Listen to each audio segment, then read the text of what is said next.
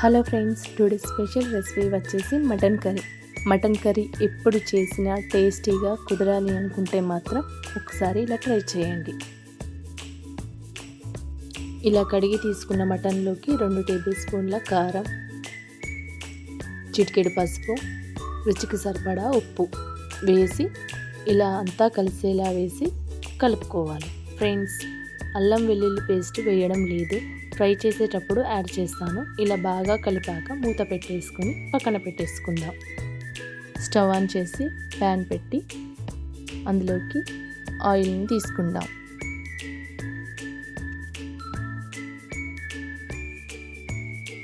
ఇక్కడ ఆయిల్ వేడయ్యాక సన్నగా తరిగిన ఉల్లిపాయలను తీసుకొని ఒకసారి కలుపుకోవాలి. అలాగే పచ్చిమిర్చి వేసి మరొకసారి కలుపుకోవాలి. ఇవి బాగా వేగాక ఇప్పుడు ఇందులోకి టేబుల్ స్పూన్ పసుపు, అల్లం వెల్లుల్లి పేస్ట్ వేసి 2-3 నిమిషాలు బాగా ఫ్రై చేయండి.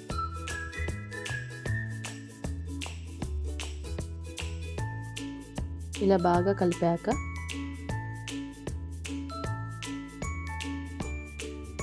ఇప్పుడు ఇందులోకి మనం ముందుగా మ్యాగ్నేట్ చేసిన మటన్ని తీసుకుందాం.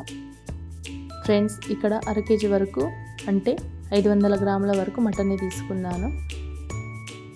ఇలా అంతా వేసి అంతా కలిసేలా కలుపుకోవాలి.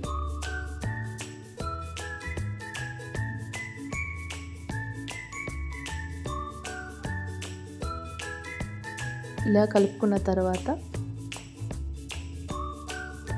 15 నిమిషాలు మూత పెట్టేసుకుందాం.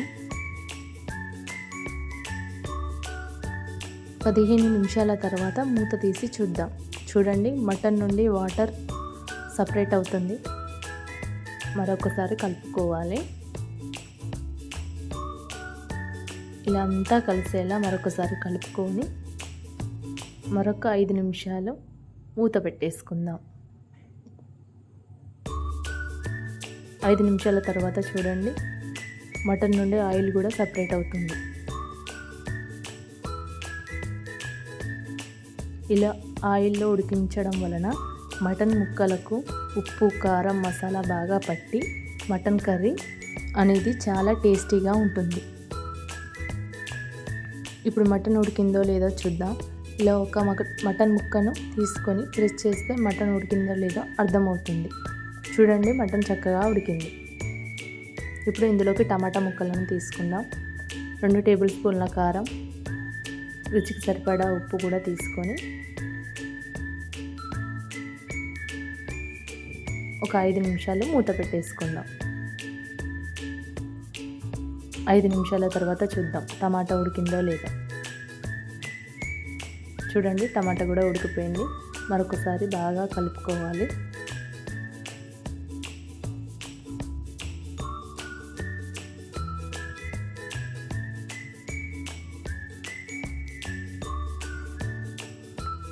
ఇప్పుడు ఇందులోకి 2 గ్లాసుల వాటర్ తీసుకుందాం.